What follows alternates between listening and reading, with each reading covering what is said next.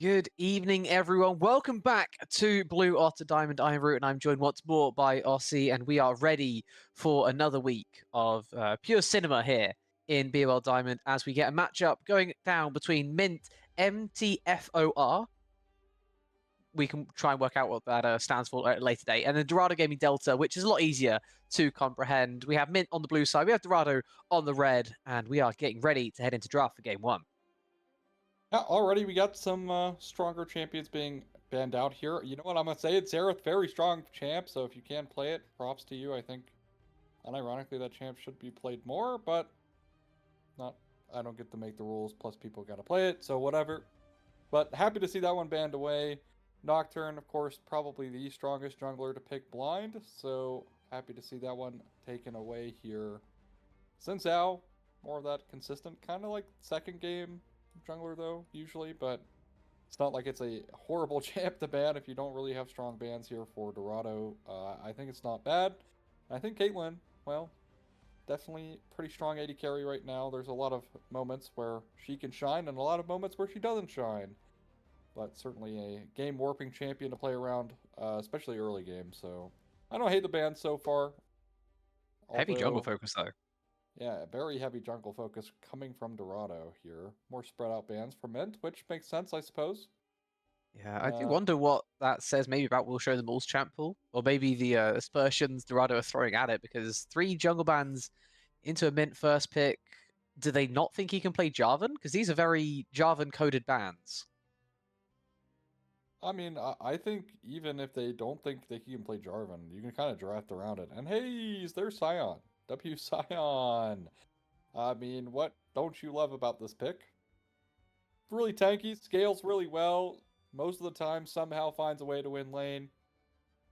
Nothing really slows him down. So I think blind picking it, especially, I'm of the opinion that blind picking Scion, the lower elo you are, is the better it gets. So I really, because I think you have to be very mechanically skilled in lane to beat it before it kind of just becomes a problem. So it's going to be Yunara, probably Lulu here if I had to guess. That's usually what's paired with it. I think you can also get away with something like Yunara Karma if you wanted.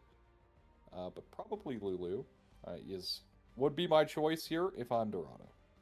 Yeah, I mean, with Yunara in particular, it feels like right now in the hypercarry meta, having a hypercarry with an enchanter feels pretty damn good with how enchanters are loved and lauded everywhere. Though I will say, Mr. 17 XVII doesn't necessarily have too many enchanters in his main pool. Something they could maybe drop to 3 instead as they look to take something back on the top side. Whether it goes top or jungle, it does remain to be seen, but that is a Klugichungus favorite. And he is, in theory, the top laner. So, Zarhin into Sion, how do you feel about that one? I mean, you do have potential to pull him out of Decimating Smash, which is both his wave clear plus his really impressive trade pattern. And there's Karthus. Flexibility here. Jungle, of course, still fine. And 80 carry, literally the highest winning 80 carry pick in solo queue for the last 2 years. So, you know, if you're a ball knower, there's the ball. I guess you could play this mid, although I find that incredibly unlikely. But pretty strong scaling from the Karthus this game, and this is the first time I'm casting Karthus in a very long time. I have to say this is unexpected, but it is welcome. I was not here for it, though instantly destroying said flexibility maybe not the strategy I'd have gone with if I was drafting this one. I feel like you have power and the ability to have that there as something to hold over the head of the enemy team. If you want to just take an engaged support right now, I think that's completely fine. Maybe you say if you want to get an better later on, maybe that's a bit too much engage, but who knows? Too much engage isn't really a bad thing from where I'm sat. Destroying the flexibility, showing it's basically guaranteed Karthus bot now, I'm not the biggest fan of. Unless we're doing some weird Scion mid and better top shenanigans. You never know. There's a lot of, you know, there's still technically quite a bit of flexibility here for men, so we'll see. I mean, I'm pretty sure 4 will be support, 5 they're gonna keep open for whatever they're picking, in my mind, unless they want. Actually, sorry, it's I'm like so like talk like You're so used to watching pro stuff where it flips over, isn't it? First selection coded. My fault, everyone, my fault. Anyways, yeah, I mean their draft is gonna be for sure told. I was like, man, yeah, blue side's gonna be second pick this game, like very first Not selection this time. for them. Back to reality we come. Back down into the realm where we can't decide who gets to pick first. It's picked for us inside select. Couple of engaged champions taken away here by Dorado makes sense. Karthus really likes the engaged champions to go alongside him in the bot lane, especially into something like Yanara Lulu as well. If you can just get on top of them, you can kind of kill them. Even if you go 2 for 1, completely fine because you're Karthus. You get the wave afterwards. You exist very fine. Mint, however, focusing on mid lane instead. A little bit of an odd selection of bans there. You ban away the Mel and the Ahri. I guess Ahri has too much power if you've already banned away the Mel, but then what are you banning away the Mel for? Is there something else that I'm... maybe it's just annoying. Maybe it is just annoying, but Cassio isn't much less annoying if you have a good Cassio on the other team. If this is Karthus mid, or honestly, if this is Karthus jungle, I think that if I'm banning Mel, I'm like looking at like Ashe Seraphine maybe. That's of course the biggest reason why people are picking Mel so often right now is as a counter to that. But it is going to be at least Caston going to be locked in here. A lot of AP so far in terms of their actual damage output. Ambessa, obviously not that, having quite a bit of physical damage coming through her kit, but what is the round out? What are you gonna pick support this game? Because it has to be engage. There is a necessity here. With Karthus, with Karthus, you can't do anything else, right? You have to have. If you go Enchanted, maybe Nami can work. That's maybe like the only one. You could play no Janna. Loki, Come not on. Yumi. You see how fast he auto attacks? Get him on. Get the Janna in there. It is 0.54 like base attack speed. Get the Janna in on there for sure. I feel like it needs to engage, and I really do like that from Dorado. The 2 bans they take away, the 2 that you really want to play with the Karthus. Rel, it's there, right? It's not going to be bad, but the gap flow is slightly less effective, and you don't really want to go all the way in with like a Pike or a Blitzcrank because you're not sure if you have the damage early game to finish off the kills. Rel's a good middle ground, tanky enough to hold her own, but not the perfect engage that you're looking for with Leo and Nautilus. I like those bans there from Dorado as they look towards their jungler there on 5, taking the Wukong, which might take a little bit of time to get going. Once he does, I'm sure we'll have a very fun time into that enemy team comp. One thing here, I think, from Dorado's draft that could be a potential struggle is dealing with Caston. They do have Polymorph. That is the biggest tool into it by far in their entire comp. But if Polymorph is burned or the Lulu is not in position to polymorph the Caston, it could just run rampant through the fight. Also, there's a lot of pressure put on the Polymorph because also Ambessa diving in, you're going to want to polymorph the Ambessa. Like, there are 2 good polymorph targets this game, but I think in reality, if you polymorph Ambessa, it's just insta-loss. Like game, unless the Caston's super far behind. So, of course, our production, who is Loki today, is all about Yumi. Continues to yap about Yumi in the background. No Yumi here though, thankfully. As, Good. You know, yeah, I am a hater of Yumi. How did you know? In fact, you know, who wouldn't be? Who wouldn't be a hater of Yumi? Let's be real. Exactly. So, anyway, that is our draft for game 1. Mint taking a bit more of a brawly front to back idea comp. Lots of engage and lots of teamfight potential. The lanes may struggle, but if they get through them, I'm sure they'll be very happy. Dorado, on the other hand, a similar idea, I guess, with skirmishing. A little bit less on the front to back side. They don't have much tankiness, but their overall skirmishing ability is amazing, right? You got Wukong, Cassid, and Zarhen on the top side. The Lulu there to help protect the Inara, and if they can land those polymorphs we talked about before, that Cassid may have less fun to play in this one here. The Wukong may be able to get something done as well. Maybe able to chain CC with the Cyclone. We'll have to work out if Dorado able to pull that off when we get into game 1, which will be just after this.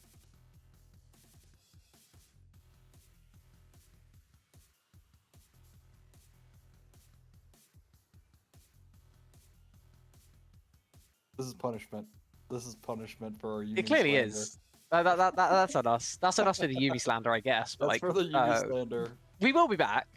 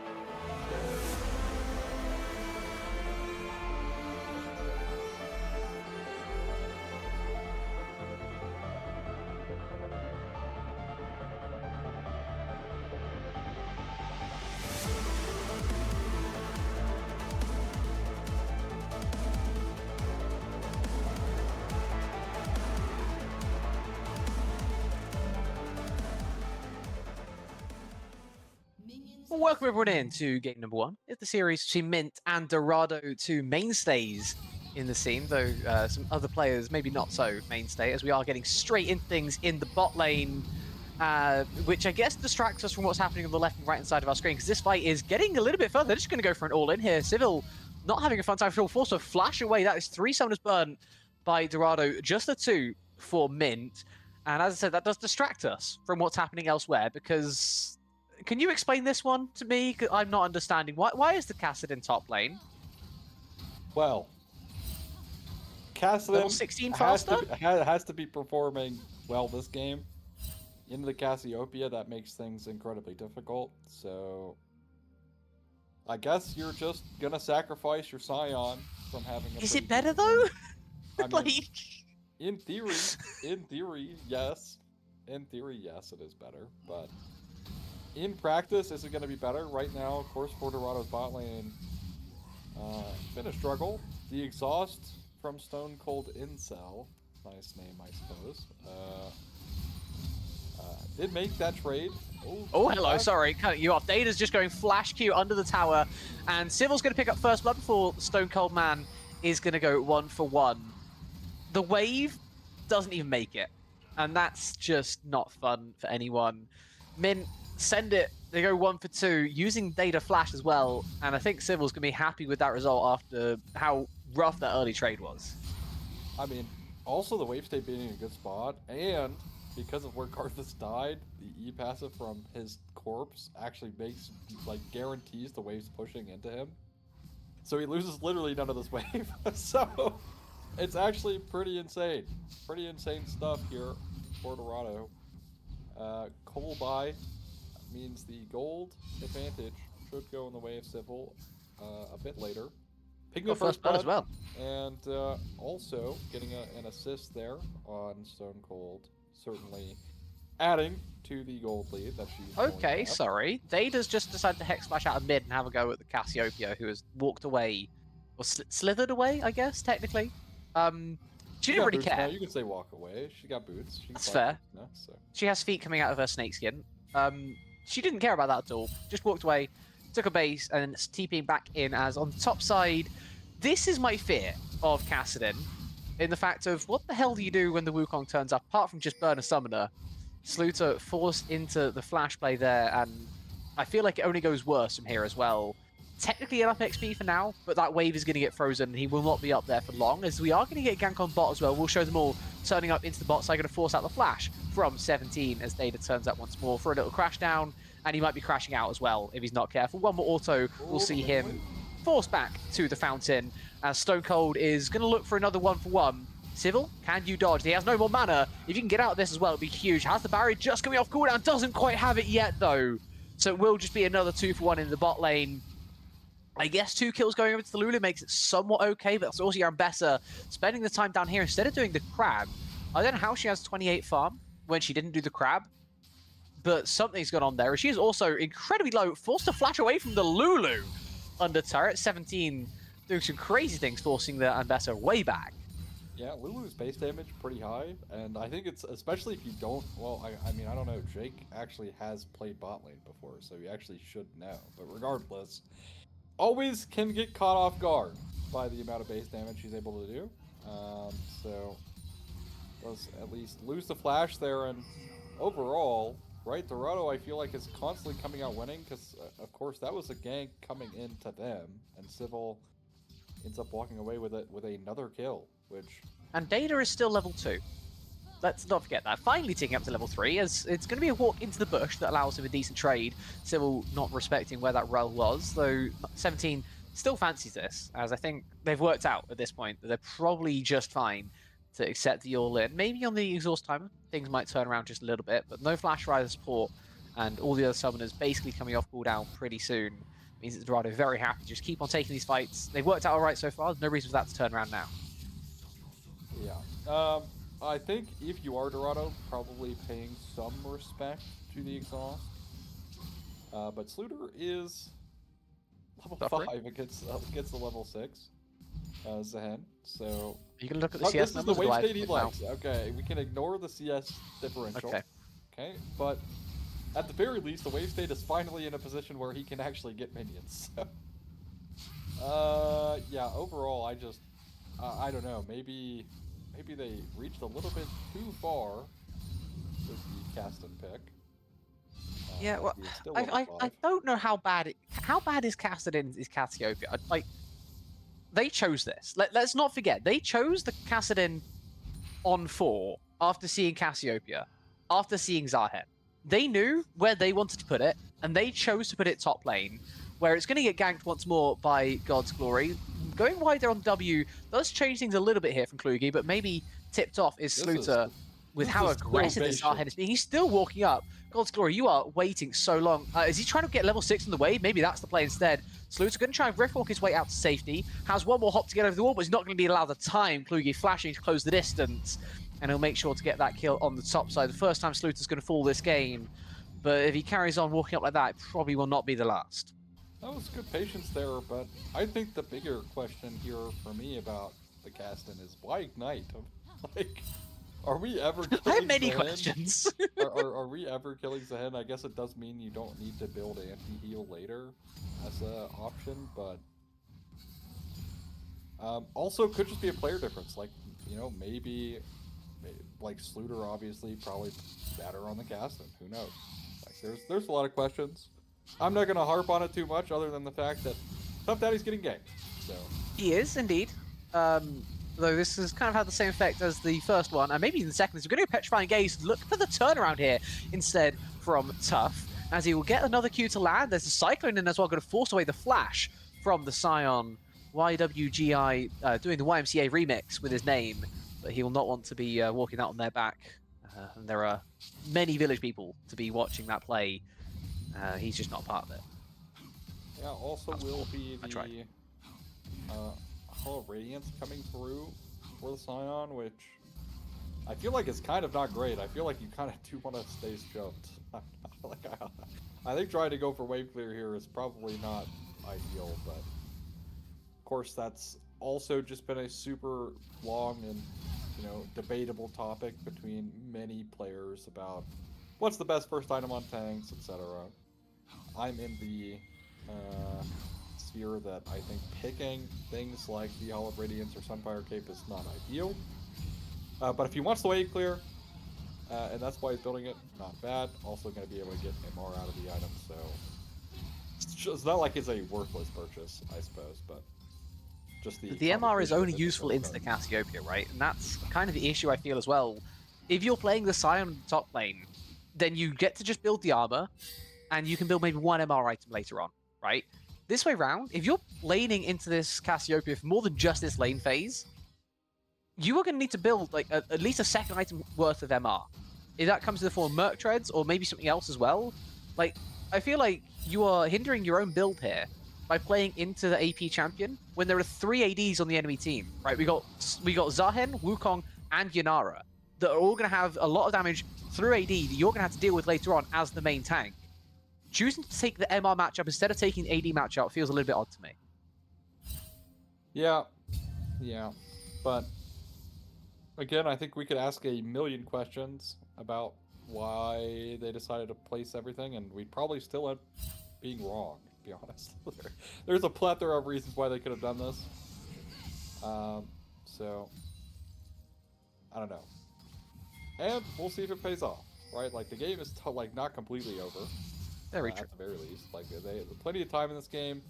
Caston, of course, will scale. It's not like Caston is just gonna die. Okay, back to top we go. I was looking at the top side because I was very interested in that, as it's a beautiful sidestep from Civil to avoid the public execution. Unfortunately, it will not save his life, as the Embesser still has the damage even without that engage. 17 looking to walk forward. Stone Cold gonna land a couple of Qs to force him back, and unfortunately for Dorado, the Wukong just a touch late to the play. It means he can't get in there with the Cyclone. Nice play on the bot side there. Good gang angle found by We Will Show Them All. Able to turn that around just a little bit in the bot side, though I feel like, I mean, getting Yanara is good. Let's not get that twisted, but Luna's actually the one with the shutdown right now, because this Yanara has now died 3 times. That's all 3 deaths for Dorado or on this Yanara. Maybe you go for the shutdown there instead, but that's maybe a different question. No matter what, as a result of this tempo play, everyone looking for the bases after making it, going to give the Drake over to Dorado. Yeah, I mean, it's the exhaust in that play, right? Because that would have been 1-for-1 guaranteed, but exhaust, very annoying to play against. Lowers your damage output, of course, and now Civil cut out again. Yeah, I mean, just walking too far forward, and he's taking it as a 1v2 as well. The Lulu is not even close. I don't know why we're there, if I'm honest. We have no reason to walk up and contest that wave, especially against the Rel. Magnet Storm not required. Just a freebie handed out there by Civil. A 4th death now on this Yanara. And while it was, when it was playing 2-for-1s earlier on, the Lulu got a couple of kills. You got 4 KP for those 2 deaths. It felt pretty good. The rest of it now just does not feel anywhere near as good as you're taking a 2v1 against a full stack Zahen. Good luck to you in the top side. Flash out there by Sluter. No more mana for any more Rift walking either. And Kluge's just taken a 2v1 and said, I will fight them all, but I will show them all's forced to run away. Sluter almost died to the Void Grounds.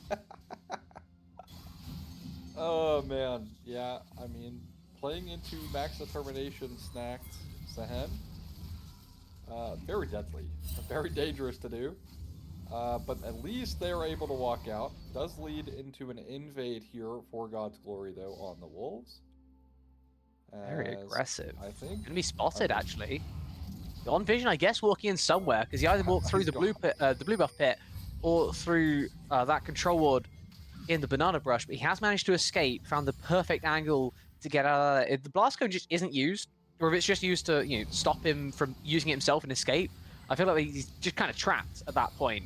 But a great play there from God's Glory to work out the one avenue to safety, uses it, gets out, and he also waits a good bit of time there for the Scion, who has to take his base as well with his first item ready to purchase. Across the Rift, first item's starting to come online, that Hollow Radiance you talked about earlier for YWGI. We've got a Blackfire Torch in the bot side, and the Ambassador also going with a Profane Hydra for Mint so far, as we're getting 4 item spikes already completed by Dorado. That 5th one cannot be far away either, with it being the jungler. But like God's Glory is just waiting on those grubs and he's going to get it. Whereas we get back to top, and Sluter's not even close, and he's getting traded on once more, and this is not very fun. Nope, definitely not fun, but I guess if you're playing Castan, you're kind of used to not having a lot of fun for a long time in the game. Valid. I mean, even then, definitely not the best position here for our Castan. If you're mid, but at the very least, bot lane definitely coming into their own here for men. Should be able to maybe consider potential fight at this next dragon as the first item here for Karthus. And of course, Karthus actually pretty deadly because he can just burst you for so long and then die and then continue doing damage, which is pretty insane. Especially if he dies in a really good spot. That's kind of actually the hardest part about Karthus, is because you kind of just accept that you're going to die and try to put yourself into the best possible position to get as much damage output as possible. Now having the Requiem should be able to maybe yoink out another kill should someone get low in the future. And that's the other thing as well, right? When you're playing any version of Karthus, if anyone gets low in any of the other lanes, if your head's on a swivel, you're playing it correctly. You don't have to have your head on a swivel, I guess, when you're playing with communications, but in solo queue especially, you have to know what is happening in all the other lanes so you can try and get that kill whenever it presents itself, because take a trade in top side, maybe top lane is low enough, maybe Tough Daddy gets low, you can try and make something work in mid. As things stand right now, these health pools way too high for Dorado, as we are just going to make a play on bot instead. Flash Magnet Storm in there from Data, Ignite also use Exhaust as well on to everyone down there, as it's going to be a 1-for-2 in favor of Mint. Tough Daddy TPing down just a little bit too late, and he will not, unfortunately for him, get anything out of that TP. Just going to get the wave under the turret, while mid lane is also crashing at the same time. Rough TP position there for the Cassio. I understand why you're going for it, but it feels like you're just kind of giving the Scion things instead of the Karthus. Yeah, it does unfortunately lead to the death of We'll Show Them All, but at the same time, Karthus getting fed, definitely not bad. As well. Ow. That hurt. Sluter is struggling. As Scion continues to show no care in this game. Yeah, I guess he doesn't have to have armor yet. Fair enough.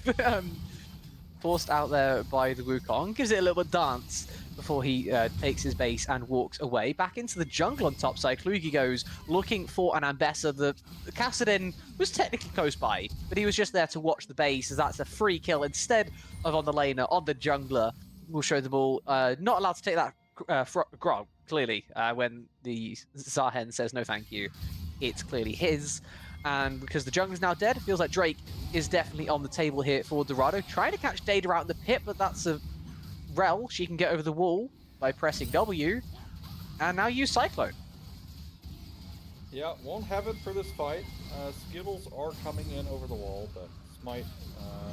Oh my god, he's going straight back in. Hold on. He's sending it even deeper. Basically 1v2 until Tough can turn up. As the Sion's also going to make his way down into the fight. This Wukong's gone way too far. The Petrifying Gaze gets the stun onto no one. Great back steps from everyone on Mint to avoid that one. They will still try and chase him down a little bit further. The Wall of Karthus only going to get the slow onto one, as it will be Tough able to walk away pretty safely. Civil turns up and takes a massive E to the face. YWGI putting in a disgusting amount of damage with one ability there. Civil's now trying to walk up even further, flashing forward. One more auto is not enough from Tough Daddy. I thought it was the Yanara that was going flashing for that type of a kill.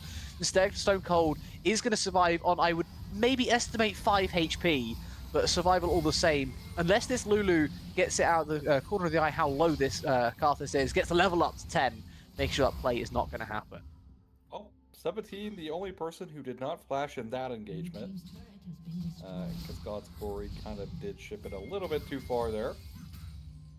But that being said, I think Dorado kind of happy with that outcome. I know it's happening, bot. What's happening, bot? Plugi. I know you took a 1v2 before, but that was a very different situation. You already had your stacks off the Kassadin. This time around, he's going to get his stacks pretty damn soon. One more auto, surely going to get it done. He's just going to get the kill instead. We'll show them all just isolated and obliterated by the Zahen. Congratulations for your gank attempt. I now have my passive. And now Stone Cold is surely in a whole world of hurt. Great flip back by Data, going to save his ADC's life. The Ignite ticking him down. He walks back into range, but he just about gets the kill. 17 flashes over the wall to try and get the Karthus, but he's still hanging on to life by a thread. And the thread is not cut just yet. Stone Cold hangs on, and we're now 1v1ing a Sion as a Yanara. Do I need to state how poorly this is going? God's Glory finally going to turn up and stop being a 1v1, but Civil is going to get ulted here by the Karthus, who has base repeated Ashes, but does not have the damage. He still has enough damage, barely, to kill the Yanara, the Lulu, not quite close enough to hand a shield over. I feel like if Civil ran a different direction, he may have been able to survive that. Deathfire touch as well, so pretty hard to stay alive for Civil, but a lot of interesting things happening on the Rift. Let's just say this, right? We have Karthus walking melee range of Lucci, who almost kills him. We have Civil walking into the Sion, maybe a little bit too far, and well, both AD carries were in the find out phase of the FAFO. Unfortunately, though, for Cluji, not able to kill the Karthus there, lives at a fraction of an HP. Well, I feel like Stone Cold was in the FA, and then Civil was in the FO. There you go, there you go. But yeah. I feel like that's more so how it went down, because he's definitely been feeling the repercussions of these plays so far. There are 9 deaths apiece per team. 18 total deaths in this game. The Yanara has a third of the deaths in the game. That's not a fun place to be, in case you're wondering.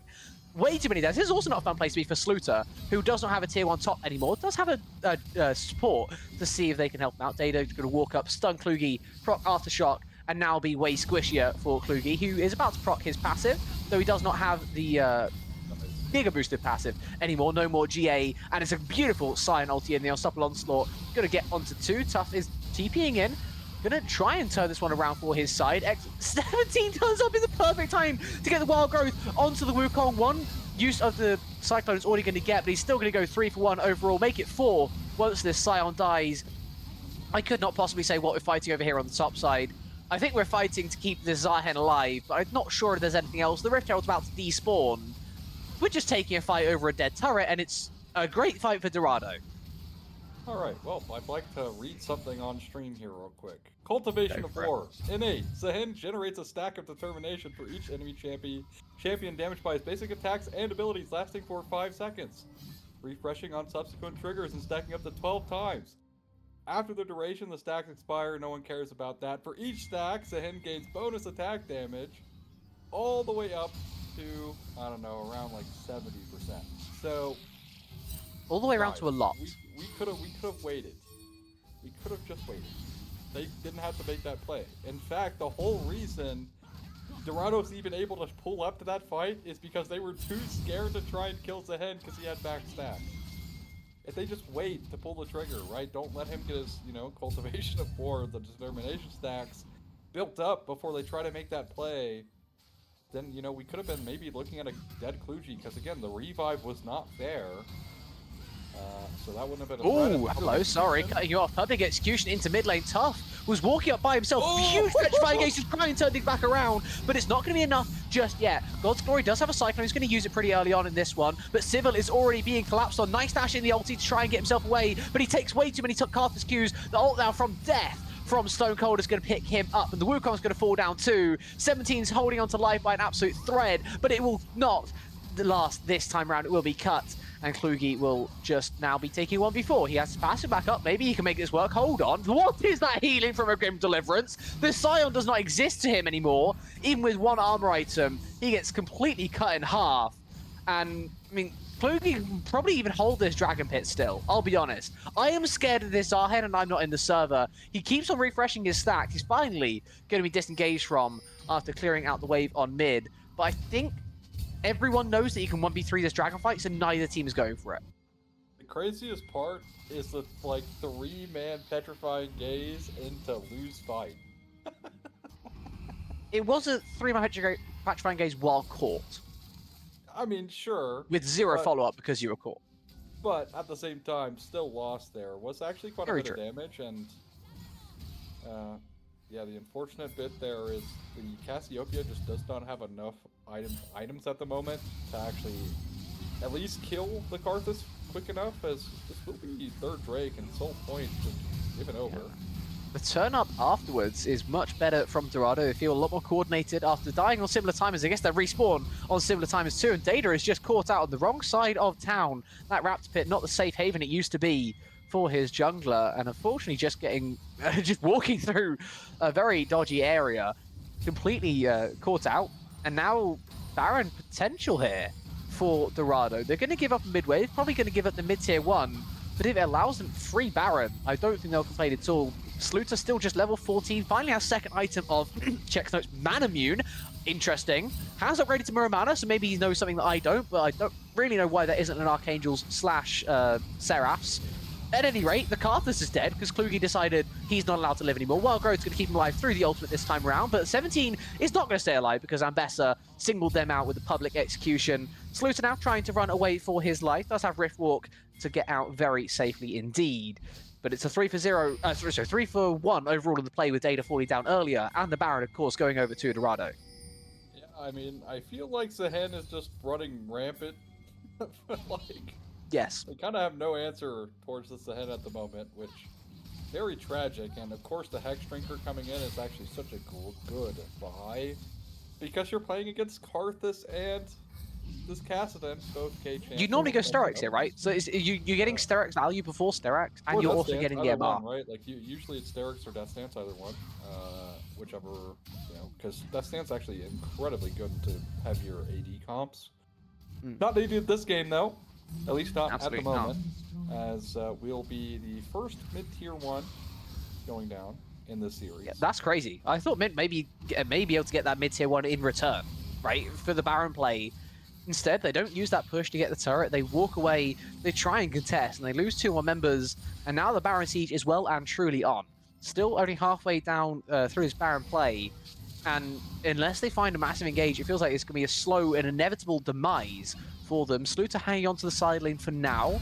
He's going to be okay. And there is the engage. Okay, 4v4, here we go. No TPs in from the top laners. They're just going to take this fight, and it is going to go very much so in the favor of Mint to start things off. 2-for-1, as God's Glory is just going to go full send with the Cyclone turning around. It's him and the Cassiopeia up against 3, but the Petrifying Gaze is only going to connect onto the side. Finally, it will be Stone Cold falling down. Data has to be careful here. Nice Shattering Strike to try and turn things back around, as that was some Q damage from the Grave.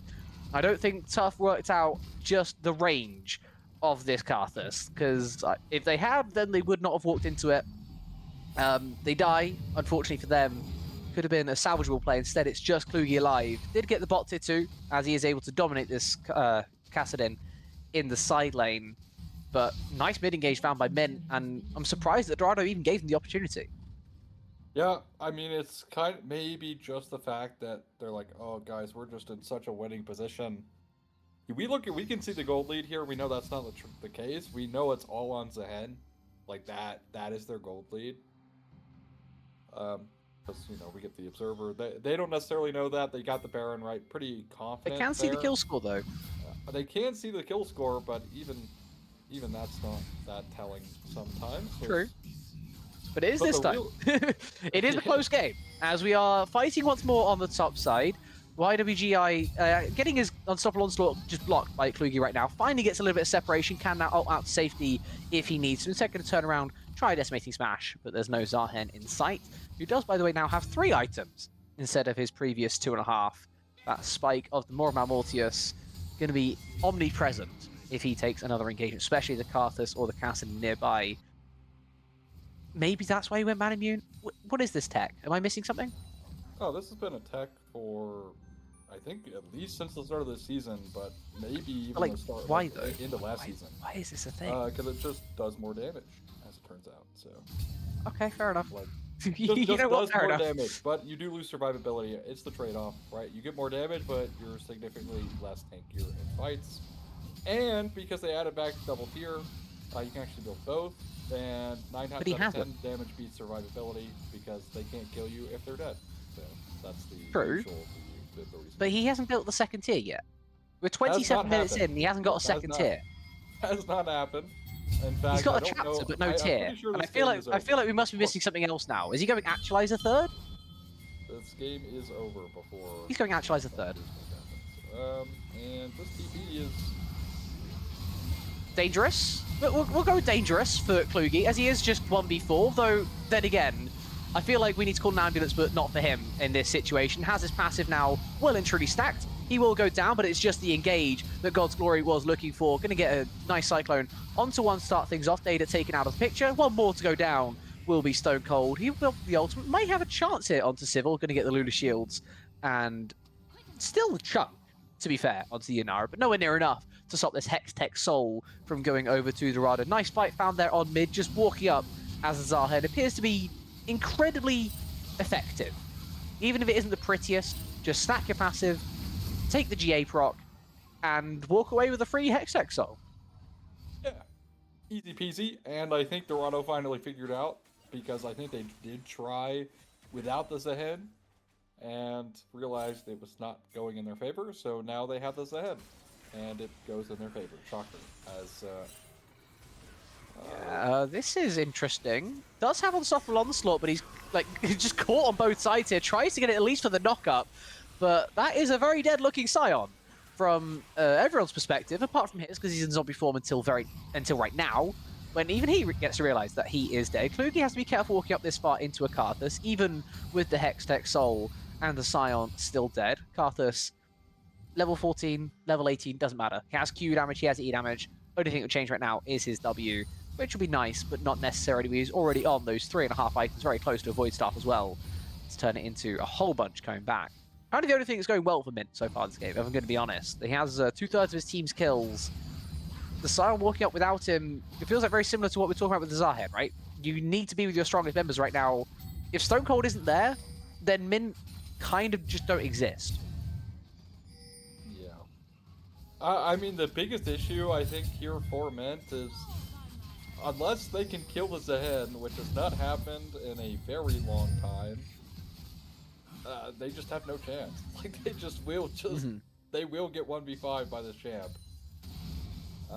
And of course they are scaling, right? The Caston is scaling. It will be the Malignance there purchase, so not bad. Malignance Doesn't need to go the double tier build. Still has other options, but that's the usual. But regardless, Fuji finds will show them all. And the poor Ambessa, she didn't deserve this. She already got shot once in arcade. She didn't need to die there as well. We're going to go sending it here as Sluter, and that's why the squishy Cassidon was at least doubted by me. Maybe it would have worked in another universe where you're not 1 and 4 already. Well, I guess 1 and 3 when the play started, but now you're 1 and 4.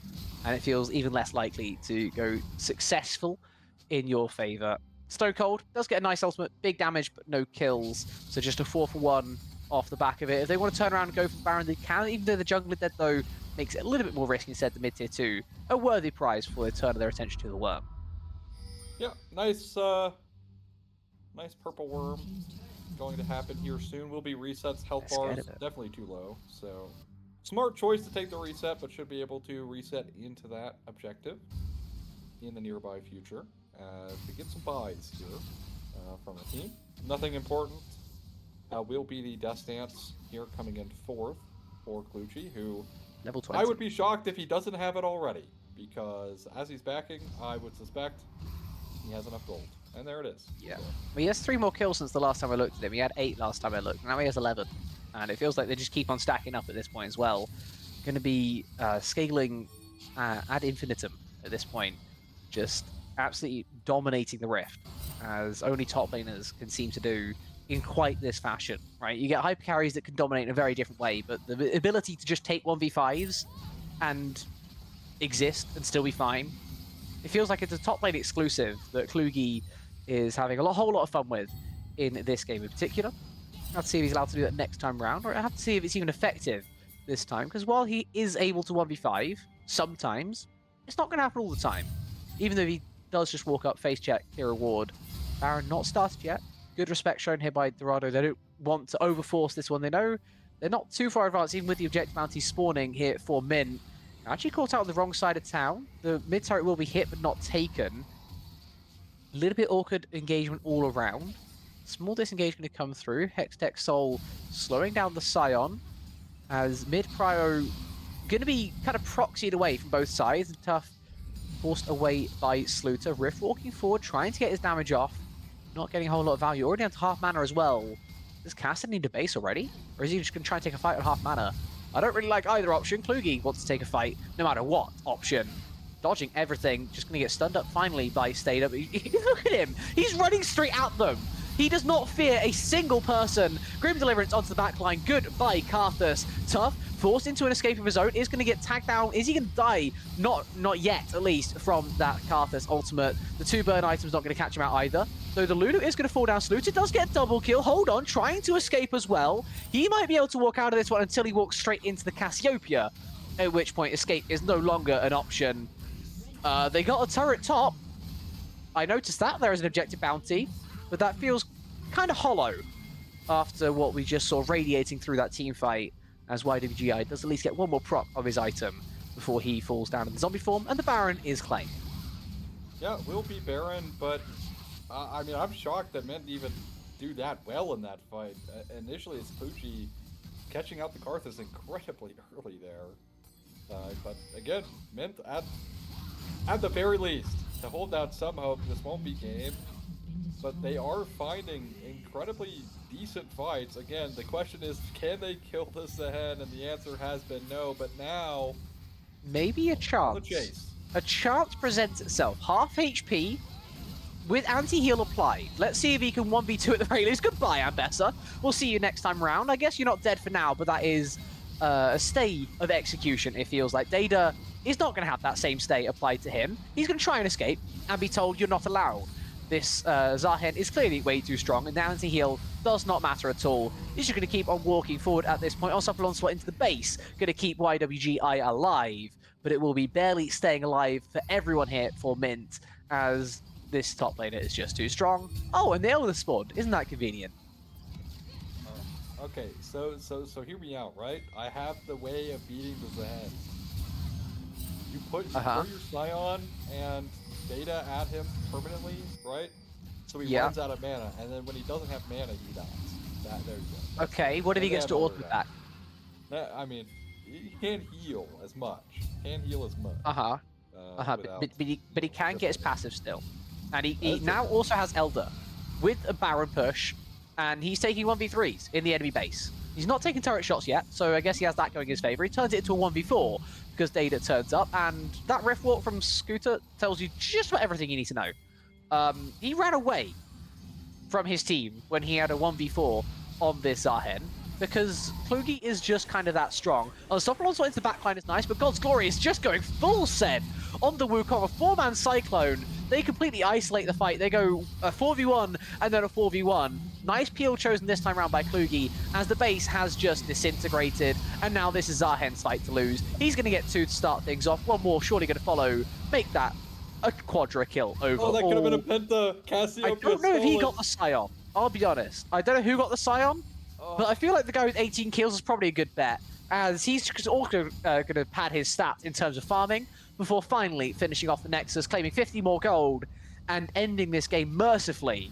for Mint, who just had nothing to say about the endless hunger shown by this top lane. Yeah, I mean, Zahen Gaming, when you provide a comp that can't really deal with Zahen, is kind of an issue.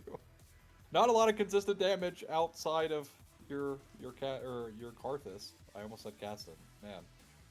But I do think Mint kind of played it a little bit too cute in terms of their draft here. I think they kind of maybe bamboozled themselves with the switcheroos they decided to pull this game. Although, realistically, Kluge on the Zahen, by far the MVP. 85,000 damage in 35 minutes. 36 minutes almost. Yeah. That's quite a bit. Karthus did 75k, to be fair, to give some credit over to Met. Was able to find the damage on Karthus, but, you know, kind of unfortunate the rest of your team could not find the damage or impact or survivability. But I think, realistically, Mint got themselves into this position. The constant disrespect of where the determination stacks were, acting as if it didn't really matter until it was far too late, and then Zahen is just running over the game. Yeah, turns out that an item ahead Zahen is pretty good, and then when he gets 2 items ahead, it gets even scarier. He's just unstoppable at that point, clearly.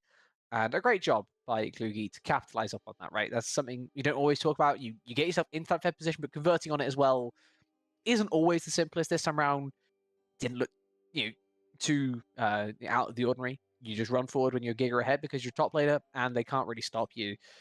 Nice job anyway, though, to really round that one out, as he gets as many kill participation as the enemy team did total kills.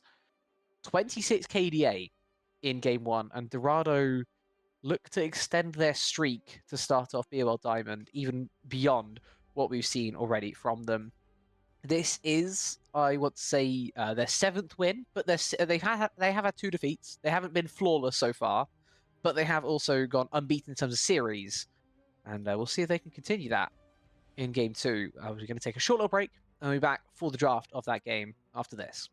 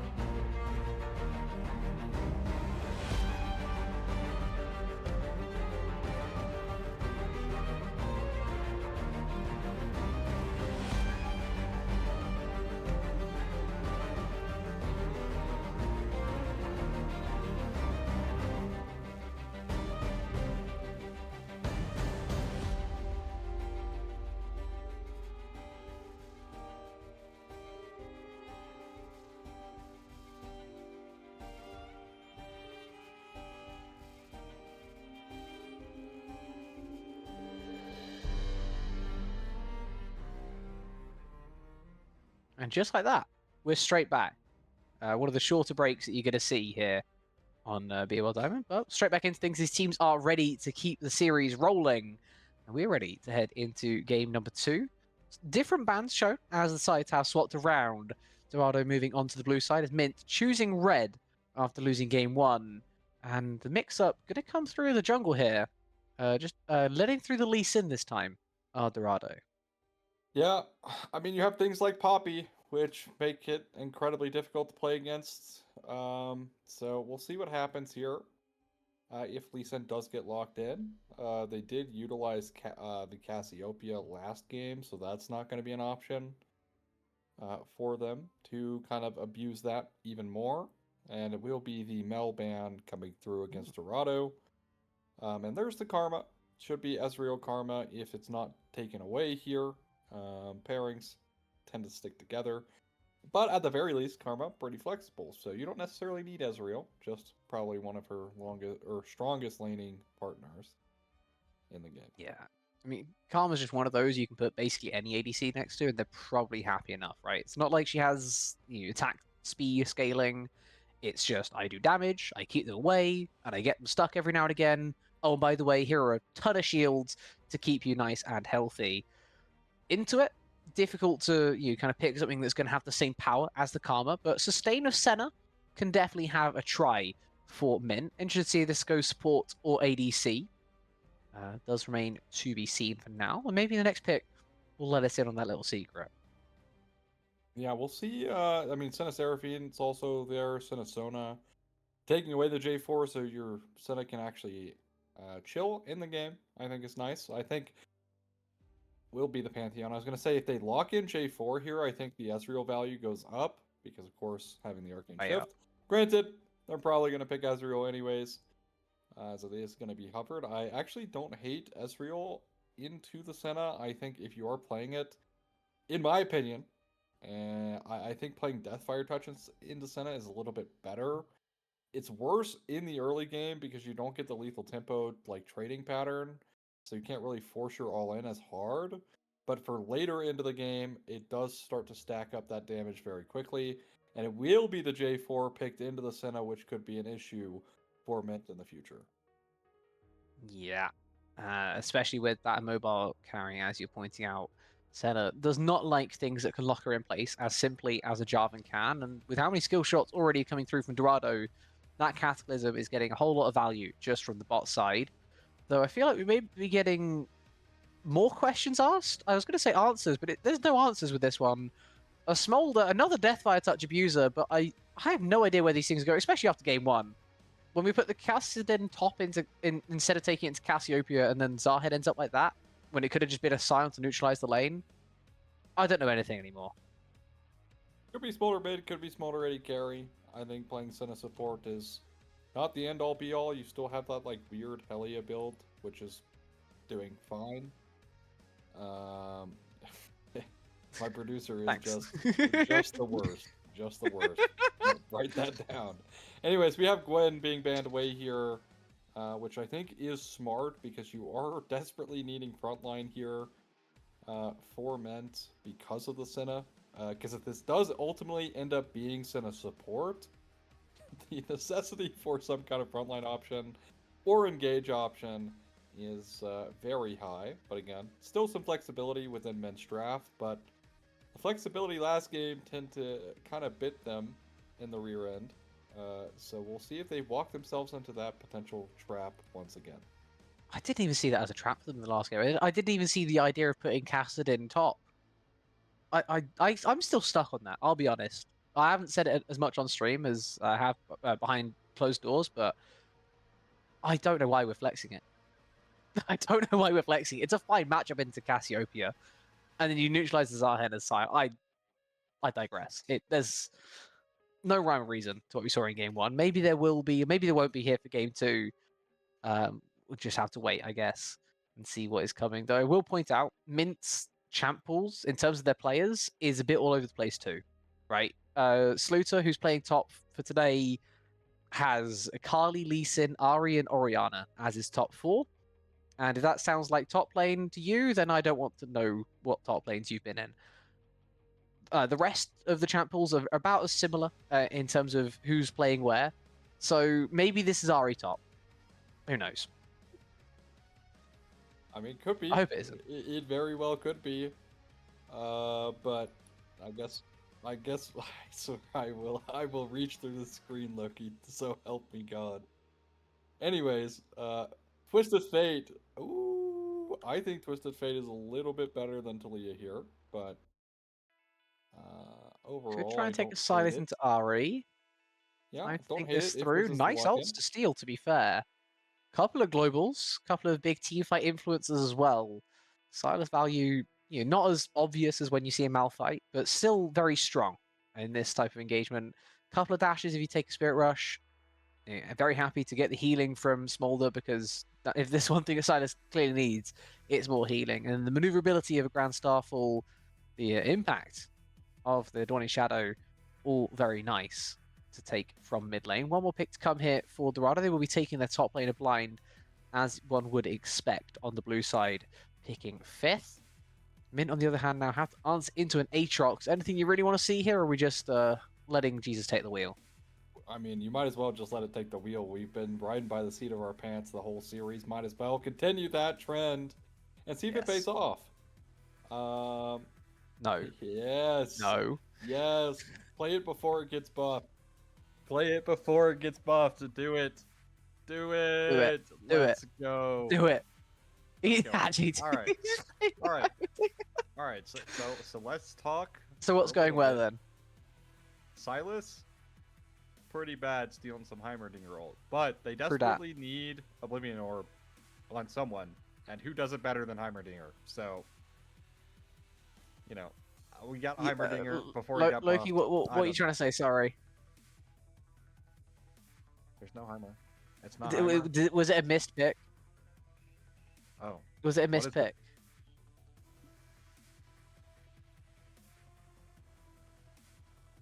How disappointing.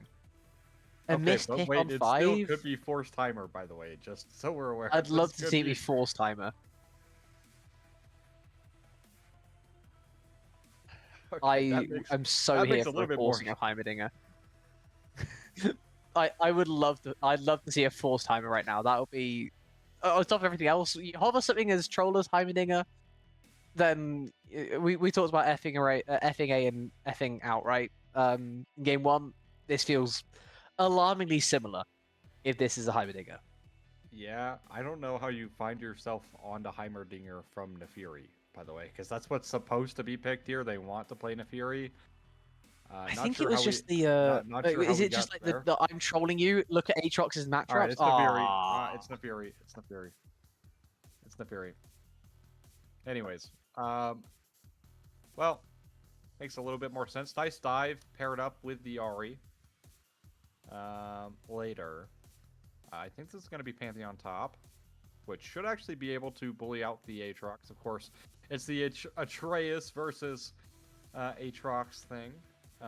Little tidbit, But regardless, I do want to point out men's comp still maybe not the best. I think trying to clear any kind of vision is incredibly difficult.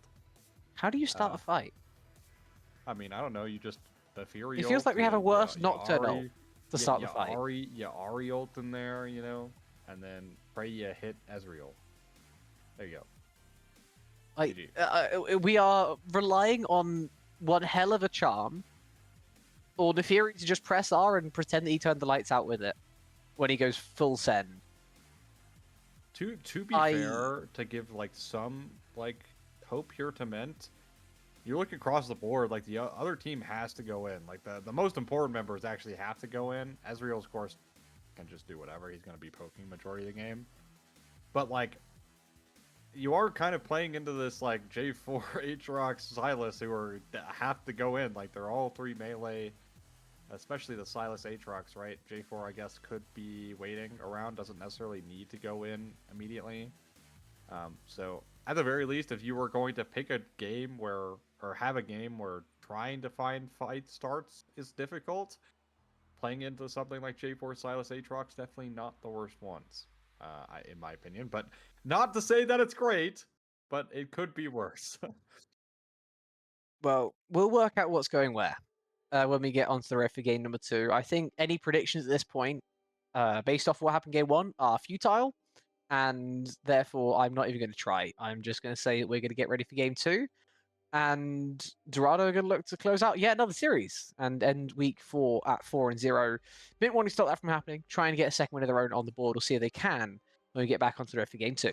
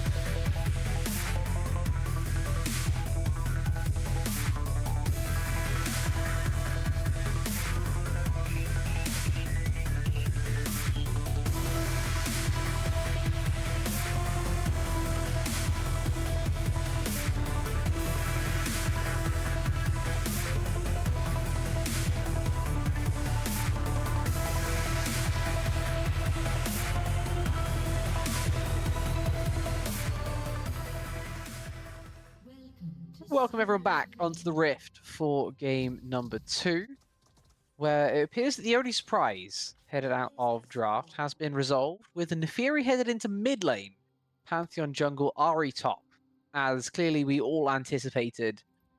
No further questions, no further answers. Simple as that. And we're also going to get another early engage into bot lane as well, with Civil landing a beautiful Q. Begin things, Mantra Q as well onto Data, and he's half HP. Yeah. Double Q happening from Civil, and the Mantra Q, of course, from 17 as well, and another one. So, definitely not the best start here from in spot lane. That's both But- swords as well. At the very least, you do have the Senna sustain, so could be worse, let's be honest. Very true. Now, granted, I won't lie, I'm kind of not happy with Mint's bot lane because both of these champs want to build Black Cleaver and it does not stack. Mm-hmm. At Who least gets for right priority? now, Who gets to build it? Yeah, who gets to build it? I mean, I imagine it's a Smolder because he gets the gold first, right? Surely that's the... Because right now you're second iteming it because of the interaction, but... I mean, that'll go away next patch. It literally is completely removed next patch. Good.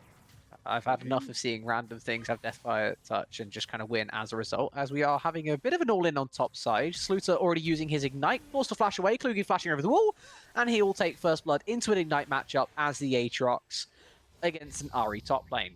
That is how you punish an Ahri top lane, in case you are interested. You just kind of stand there, you dodge the pullback of the Orb of Deception, and she apparently just does not have enough to match you in Electrocute versus Electrocute. What if there was a way, as a ranged champion, to end up reducing someone's HP from range? And not all in. I think it's called Poke. Is it? I don't think I've heard of that one before. Anyways, yeah, not really sure what the all-in was there from Sluter. I think also just trading the Ignite just for the additional lane pressure would have been smart, but goes for the legitimate all-in and loses. Will be the lethal tempo on Civil, this game, which again, great for trading early. You can force a lot of all-ins with that. Also pretty good throughout majority of the game anyways, but could be a little bit of a pain getting outranged later. Which Deathfire Touch, in my opinion, outperforms. Dragdar agrees with me on that topic as well, but not like it's the wrong choice. Could be. Oh, hello. Speaking of all-ins, this may be the wrong one here found by Civil. Junglers finding their way down to the bot. At least we'll show them all finding his way down to bot. God's Glory was not within sight. He's taking top grab right now, and that may be why it looked so bad for the Dorado bot side. Civil going to have to use the flash. Doesn't use barrier though. So at least has that to play around. Nice flash angle found there by Data. Instant on the flash W. No escape for Civil at that close range. And it means that they now at least get a push out here with the Senna Smolder. They can even look for some stacks potentially if 17 sticks around a little bit too long. As it is a double stacking bot lane. So they got that going in their favor. We'll show them all actually gets double scuttled this game, actually. J4. How did he use the bot scuttle? That's crazy. Yeah. Was he that late on his clear? Maybe that's why Civil was walking up, because he saw his jungler to bot clap. At any rate, he's got a kill, because Data wanted a stack. And he didn't want a stack from Autoing, he just wanted a stack that was on the ground. I'm trying to like rewind myself to that play and not have to think about the previous one. Was that why Civil was walking so far up then? Because he sees his jungler has bot crab, he's assuming the enemy jungler is going to go top. He's just walking forward, not realizing the God's Glory is not even close, and we'll show the balls just clearing to bot anyway. I mean, maybe, but honestly, just could be just be playing with confidence as well. Like, maybe. Probably knows he's not going to die. Basically everything went right for that play to happen, by the way, and they still weren't able to get the kill. So, even maintaining barrier. But yeah, I won't lie, this is very tragic for the stacking bot lane if meant, but I guess if you were going to get behind early on any champions in the game, Center Smolder is definitely not the worst champions to do it on, because you have the stack ability giving you added strength throughout the timers in this game. Yes, you do indeed. At 17, going to go widen his match queue. Civil can land his queue in return. A little bit of trading still higher in the bot side. As Klugi has hit level 6 in top. Both top laners reaching that critical marker at about the same time. There's no advantage to be found by Klugi. Trying to find an all-in angle potentially here on top. So Sluter is still pretty damn low from all this trading. As God's Glory is spotted on his lane gank. We'll show them all. Going to stick around just while the Jarvan is still in the vicinity. May even take a fight with him in the river if they're not careful. Going to send down a Scry's Bloom and let everyone know, hey, both teams seeing this play right now. This is not working for either side. Jungle maybe looking to contest this crab for both teams. God's Glory will get 6 off of this guaranteed. We'll show them all probably a little bit late after getting the double scuttled. Or maybe we can just keep on fighting in bot as well. Because the junglers clearly want to take this crab and don't care about bot lane at all. Why are we taking a fight here as Dorado? I'm not sure I follow this one, but they are going to get the crab at the very least. God's Glory going to ignore bot lane entirely, as all junglers love to do if they're allowed to. And he will be able to escape with level 6, and now can try and make a play maybe back onto bot if he wants that as the smoke. To be fair, could have been trying to force we'll show them all. He wants the smoke. Oh, he wants the smoke. I'm sorry. Yeah, he does. He definitely does, but will not dive that far. But he could just simply trying to bait we'll show them all as both in the mid lane. Yes, indeed. Hounds are pursuing. Tough also having a Hounds to pursue. Going to be a nice untargetable there to avoid the worst of the Cataclysm damage. Hops over the wall as well. And Neferi into Jarvan strikes once more. Good flash away there by YWGI. Going to escape happily. And Tough is also very low on mana in mid, which means that there's no extra threat here. Neferi does have to burn double sums, but I'm sure they'll be fine with that to stay alive. Yeah, should be okay. I mean, it is Neferi. Super, super, super hard to actually lock down, and especially something like J4, very difficult. So should actually not be the biggest deal, because next gank should just be W, E, Q, and then E out of the Cataclysm. That is assuming the damage is lived, of course, on the follow-up, but should be able to get out from the next gank as well. In fact, I don't necessarily see there being another gank, barring a mistake or over-aggression, I suppose. Klugi? He is ignoring the wave that is crashing under his turret. He's going to force out a Spirit Rush, and he he's misses. going to die for it. Misses Q3, missing on Old Reception, does have one more charge of the Spirit Rush, which will unfortunately cause his demise as well. Using Flash, trying to escape the turret shot when it's already going to hit. Not going to be great. Could have just had a 1-for-1 with Flash advantage later on, but it is going to be a 1-for-1 with no Flash advantage later on for Sluter. Both top laners taking a nosedive, as we're also going to get a nice dive onto bot. Civil caught way too far forward, and he's punished as well by the Pantheon that showed up with the Grand Starfall. Yeah, that's the strength of Pantheon being able to join plays when he's on that half of the map. So Grand Starfall getting its first usage in this game successfully, which is the most important factor, is Global Ultimates getting their first usage and it being semi-successful because super long cooldown. So that one pays off. Civil punished for maybe a bit of his hubris so far, or maybe just being a little bit too comfortable, I guess, in the bot lane against the Smolder Senna. Although, to levy some criticism here towards Dorado, I think God's Glory should be trying to look to defend his bot lane here. Like, yes, Klugi. He is just perma-farming. Right, like that, It's Jarvan. That is the thing, right? Like, you should try to defend or punish their bot lane, right? Senna Smolder, very weak early on. I mean, there was a time where the Senna didn't have Flash as well, right? Yep. Like, let's not forget, when he went to mid lane to get the Neferi, he could have just gone bot with Senna having no Flash and no level 6. That was a very real option. Instead, chose to head up to mid, and now he is caught in the Dragon Pit too. He's going to go Cataclysm again, try and flag and drag himself out to safety. He's going to have to Flash to get that done, as Civil is going to just kind of do some Ezreal things. That was beautiful mechanics on display. He's going to go 1-for-1 in the overall, but there surely will not be a 1-for-1 at the end of the day, because God's Glory is flying back in to the Smolder Ultimate, still 2-for-2 as we continue. Tough. He is a Silas, but he has anti-heal applied the whole way through. What is even applying anti-heal right now? What was applying anti-heal that long? The Neferi died like ages ago. It was Neferi died before she died. But she died ages ago. That's kind of crazy.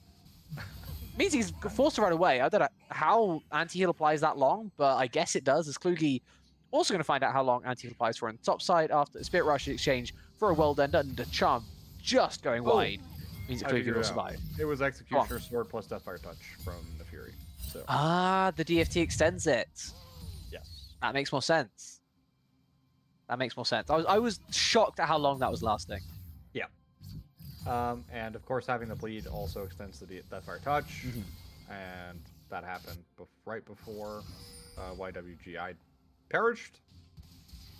It seems like quite a nasty counter to Silas then. The amount of anti-heal you have just kind of means his W gets way less value the whole way through. Yeah, you kind of can keep it up basically permanently here, especially with how low the Fury Q gets in CD. You can basically just keep firing them off one after the other. Hello, gang. What do we fire ults into topside, as that is a humongous lane gank by God's Glory. Not spotted once more, and Will Show Them All turns up to a fight, thinking he's the only jungler in the equation, but he has a support that's there to help him out and even steal a kill for themselves. The extra damage coming through courtesy of that Ether Wisp, which builds towards the new static Shiv, ensuring that the Senna is able to get that kill with extra shielding to try and not make the play all too bad. Still got only a 1-for-1 as we head back down to bot lane, and Mom is called, and Civil is going to barely escape. That's going to leave a mark. No my way. God, the True Shot Barrage gets both of them. It went from being amazing to being awful in the space of about half a second, and Sluter may be caught out as well. No escape when you're on this side of the rift, and Tough is going to pick up a freebie on top as well. I don't know how they were able to turn that play so easily. It felt like it was winning for Mint on the bot side at the very least, even if Top had some weird stuff going on. And then all of a sudden, Karma damage just happens, and Civil turns up with a True Shot Barrage to pick up 2. Pretty disgusting display of damage there from the True Shot Barrage, but regardless, I can't believe they try to go in that far. Like, the one downside to this bot lane is they don't have great, like, super long all-in potential with the Smolder and Senna, especially early.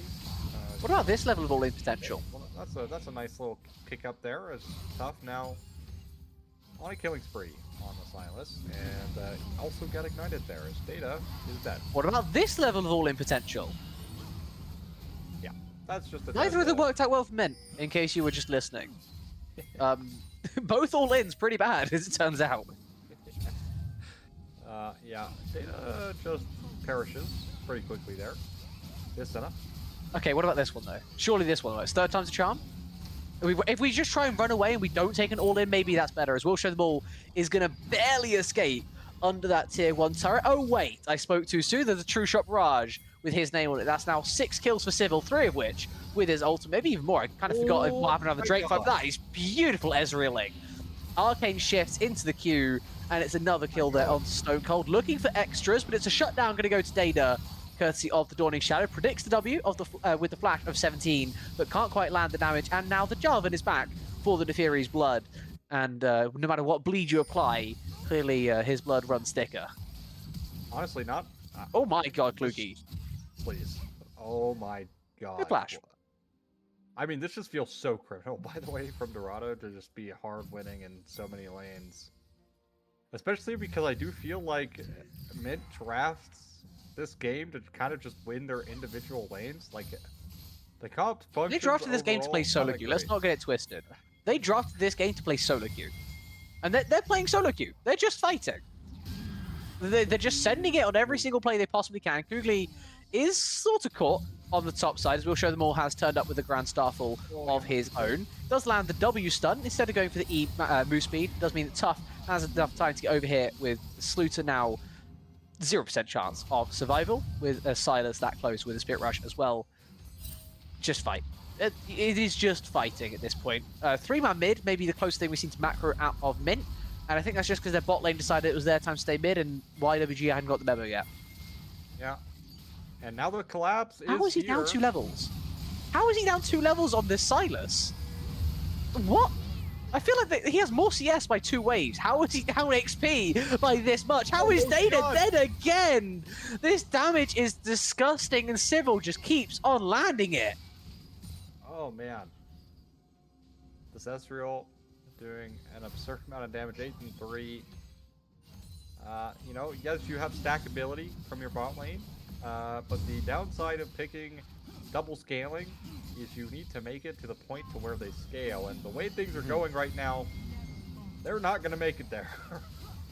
They need God, and maybe multiple of them to try and find the way back into this game.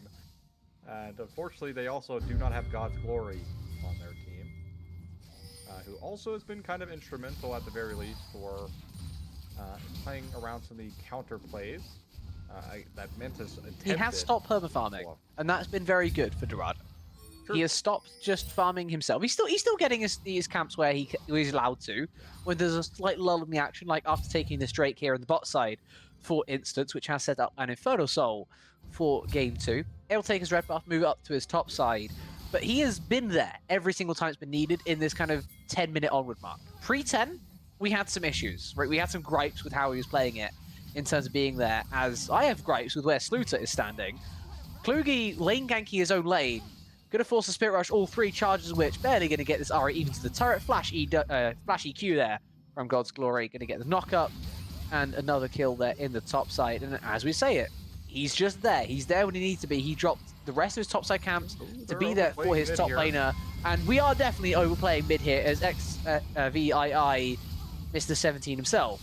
Just not allowed to be there. We go Cataclysm back though, as it could be overplay in 2 directions. No one said only one team's allowed to overplay at a time. Nice Arcane Shift to buffer the stun from the Pantheon. We'll show them all. Unfortunately going to go down there as the second member in this mid-side play. We are looking to trade turrets, I guess, overall, but the mid-tier one wasn't even taken by Mint. They just went that aggressive to try and find it, and they end up losing 2 after only getting the 1 back with Karma. You know, last game, we're like, yeah, the game's kind of close in gold. Well, we already got objective bounties on the Rift 17 minutes. So this one, definitely Last time I took the Soul farther Spawning in to get objective bounties. Yeah, definitely farther in gold here. Mint, I mean, honestly, Mint are just in a position where they are banking on Smolder to scale this game. That is the one thing going for them.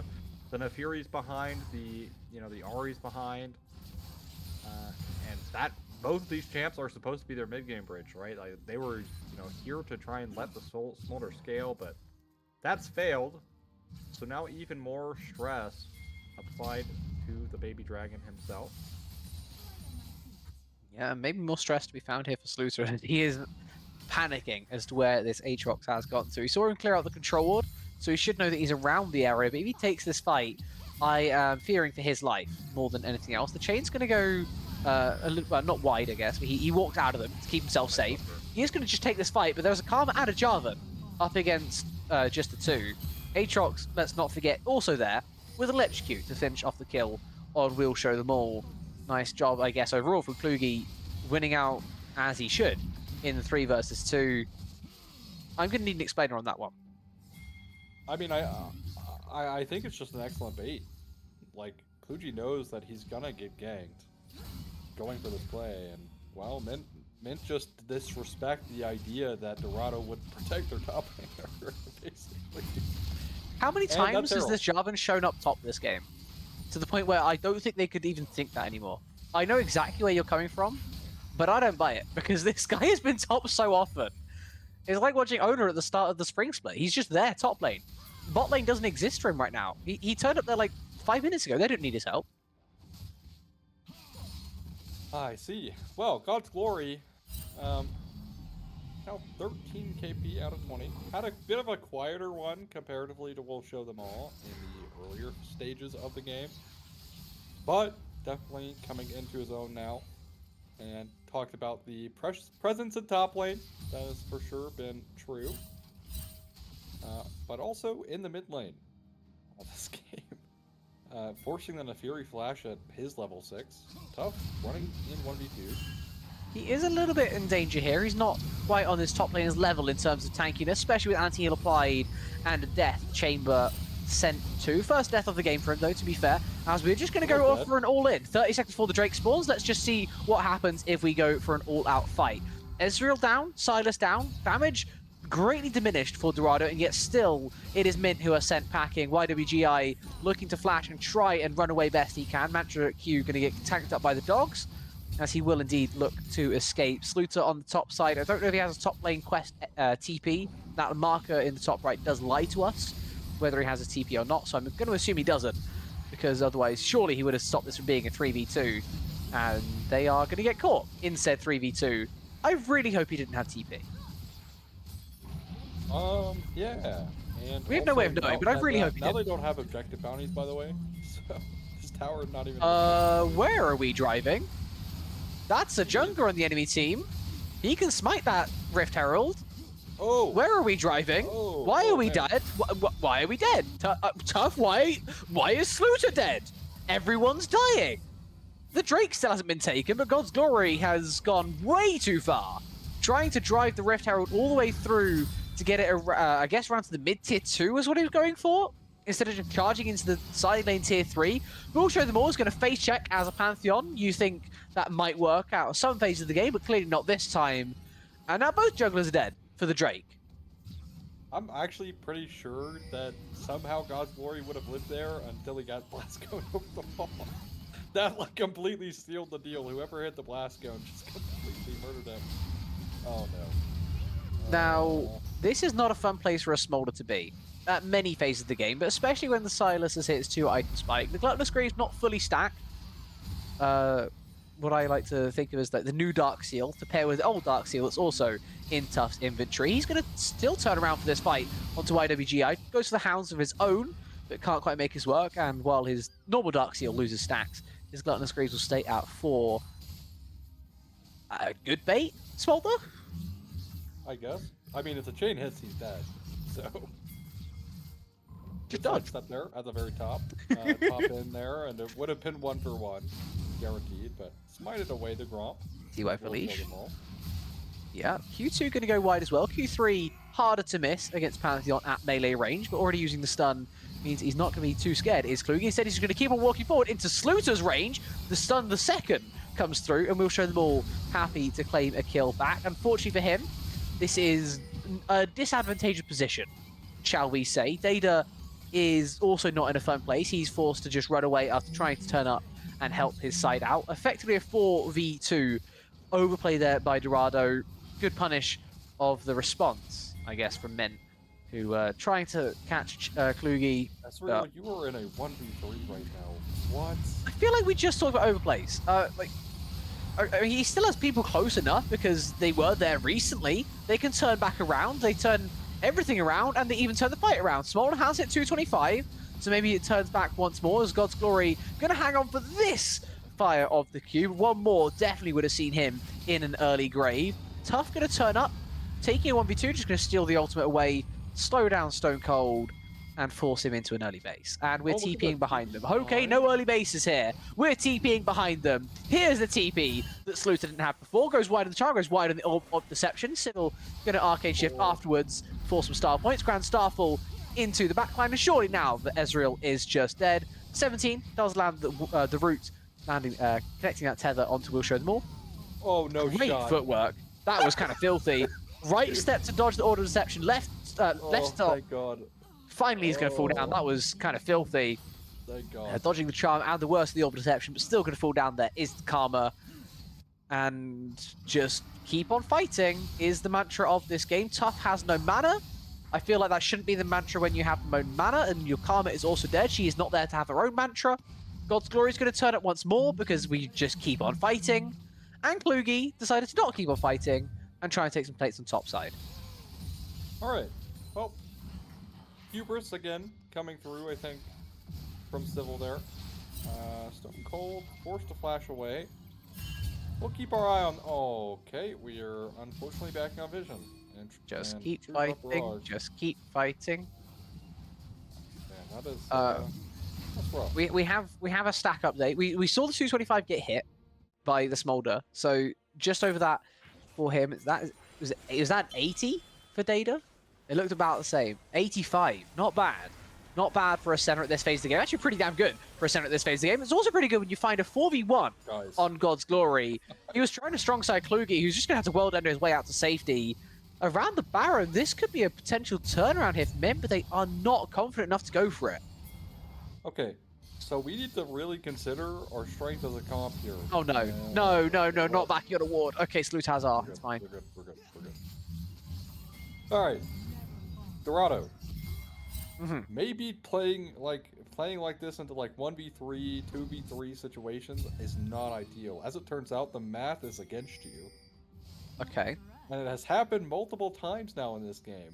Surely, at this point, we'll learn that it's bad. So Okay, but what about two-man Baron? In theory, right? In theory, What about a two-man Baron with our jungler then? Have you considered that one? This is based. All right, this is based. Look at that. Like, they have no clue that they're on Baron right now. By the way, They just quite simply would not do Baron without their jungler, so therefore they're not doing Baron. They're just not even worried. Like, they're just like, yeah, they're not. Who would do Baron without their jungler? Honestly, that's kind of crazy. It's worked out perfectly for Dorado. They've just completely stolen it away without a single sniff in from Min. No missing pings or like. They weren't even showing on the waves. Like, were they not even like confused? Like, why is there no on bot? Why is there no on top? It's only the Silas mid. What's happening here? We're taking blue buff. 15 seconds for Drake's spawn. This is dangerous in a different sense. The macro is just kind of crazy this game. All right, well, hero is Smolder here for men. Smolder die, team fight die. Walking in is kind of dangerous though. Face checking is kind of dangerous too, but nice control ward. That was close. Like, lovely control ward there from God's Glory to make sure he keeps himself safe. Gonna get some space and allow him free entrance into the mid bush. Though Klugi definitely caught out on the wrong side of the bot fight. He's way too far forward in the Dragon Pit, and he's gonna get caught another Dawning Shadow kill. That feels like we had a lot of them this game. God's Glory's gonna go full send, but not gonna land it on the flag and drag. True Shot Barrage is nice. Data caught out with the Blast Cone. He's sent packing, but he's actually gonna be able to escape with the flash. Grand Starfall into the backline. No, we'll show the ball. That was way too deep. The turn and burn on the Drake is not gonna be great for Dorado. The damage is not really there, but as long as it stays around, there is no smite for mid. This will be an Infernal Soul. The smite going to come through cleanly for God's Glory. Smolder is about to get Smolder has it 225. He's going to keep on pressing Q. He's kind of like he gets killed by the WQ of an Ezreal, and Civil's just going to take a fight. Sluter, the last one on this front, as the last one in general for his team. 17, I guess, surviving as well on the other side. What the hell was that?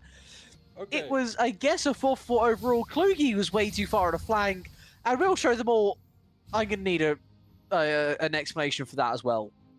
Well, Klugi, right, the biggest thing is, right, he is kind of off on his own, but instead of Sluter surely does not die. He's fine.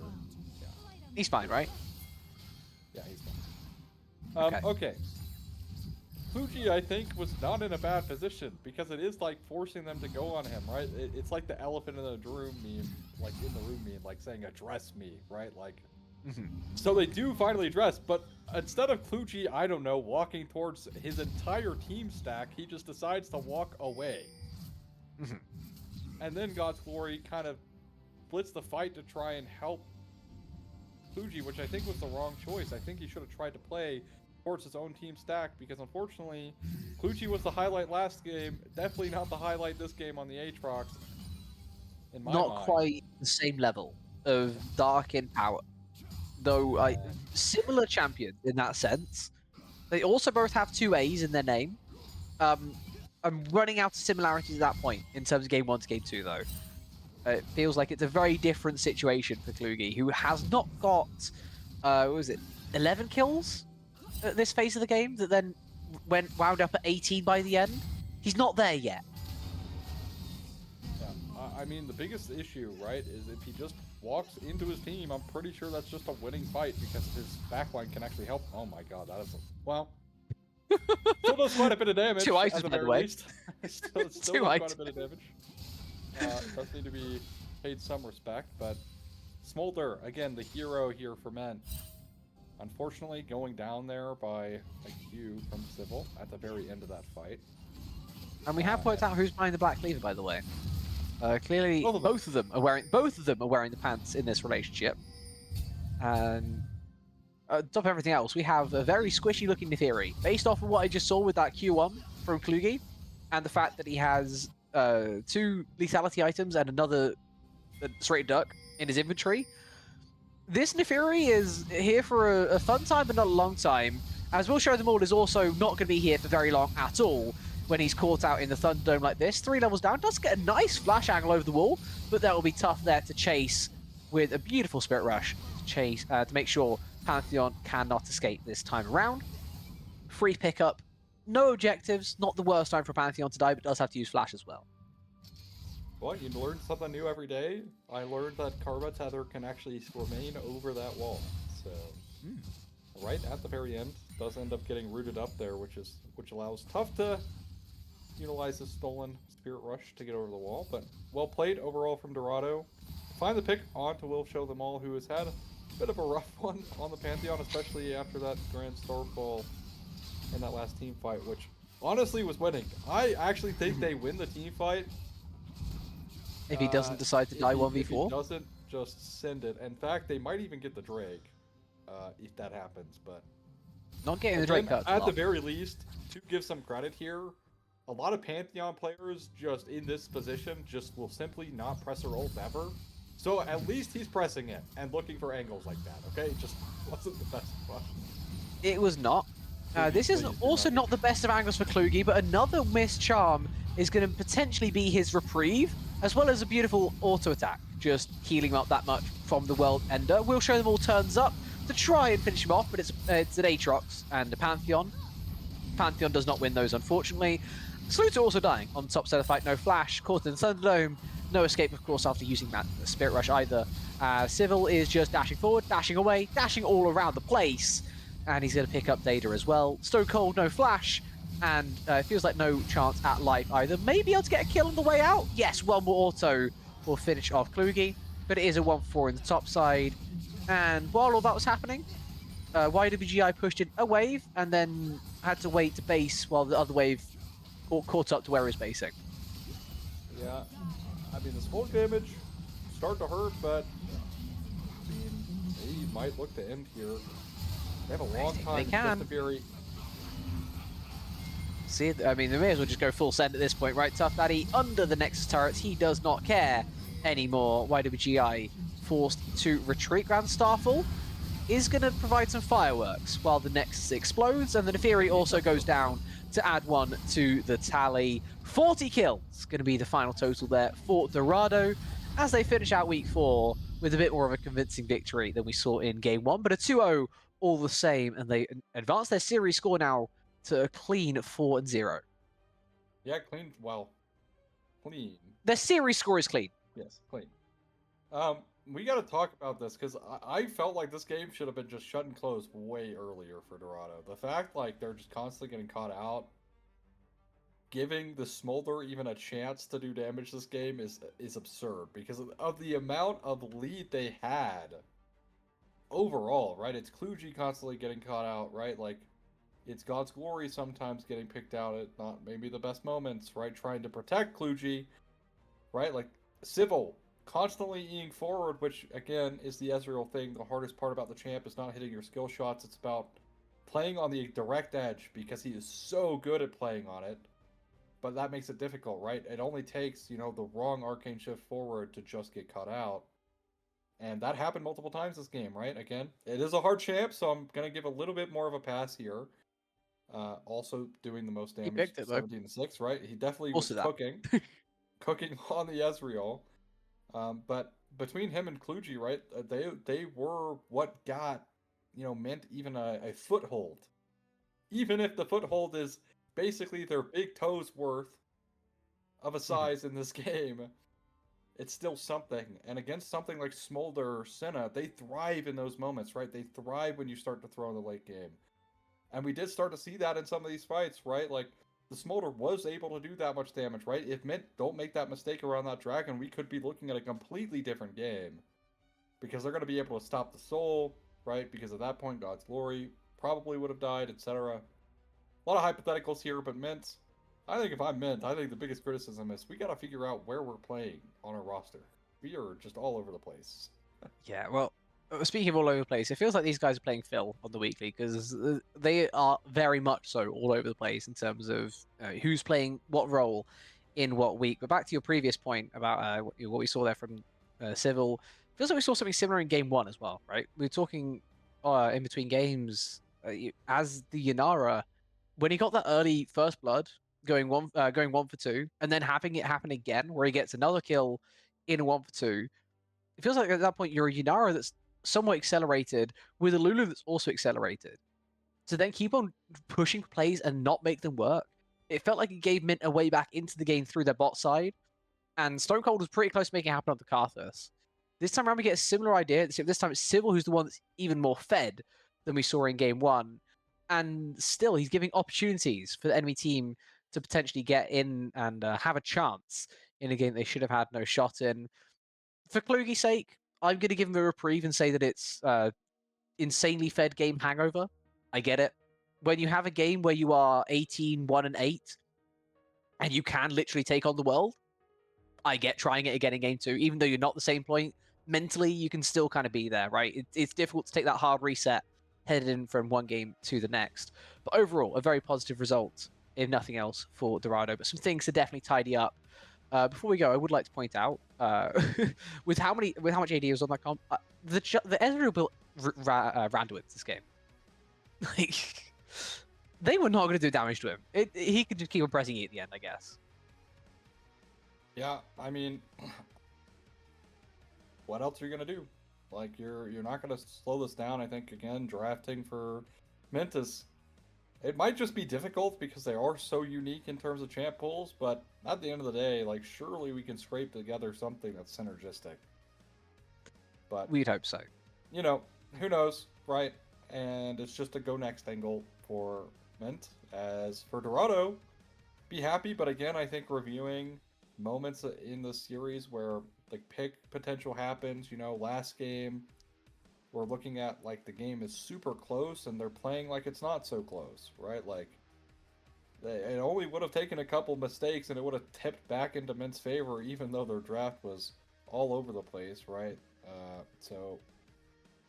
Regardless, Dorado pull out a 2-0, and as we move into week number 5 next week, things are going to start to shape up towards the playoffs run for teams. That's, you know, we're past the halfway mark now. So times for teams to start showing up and putting up their performances as things should start to heat up for majority of teams. And of course, we still have those outliers who are underperforming. Hopefully they can turn that around as well, so they have a chance at finals moving forward. Yeah, well, it is top 4 in each. I'm trying to work out how these players work. I think last time around we had top 8 make it through to the playoffs, based on what I can see, but I'm not 100%, so I'm not going to go all too into it. But at any rate, it is a mad rush to get as many games under your belt as possible, right? Dorado done an amazing job of that. 4-0 to start things off. Mint, they got a lot of work to do. The best they can finish now is 3-3, and I'll be honest, I'm not sure that's going to be enough. They can get to 4-3. Sorry, my bad. I still don't think that's going to be enough. I think it is going to be absolutely cutthroat, especially here in the Noxus division of BOL Diamond. But we'll have to see if they can make it through, as all of our other teams are still, of course, pushing as much as they are. That is all we have time for today. Thank you all for joining us here on BOL Diamond. We still do have one more stream going in terms of BOL. I believe that is Gold. Is that happening there, or is that the Premier broadcast that got delayed? Are they already done as well? Oh, okay. Well, there's nothing. I'm sorry. We already had a BOL, I guess, of the day. But do make sure you come back for more later on in the week. And, of course, over the weekend, more BOL Premier as well, which we will absolutely enjoy broadcasting for you all. Thank you for being here. Thank you, Ozzy, as well, for joining me. Thank you, Loki, for running things behind the scenes. And we'll see you guys next time.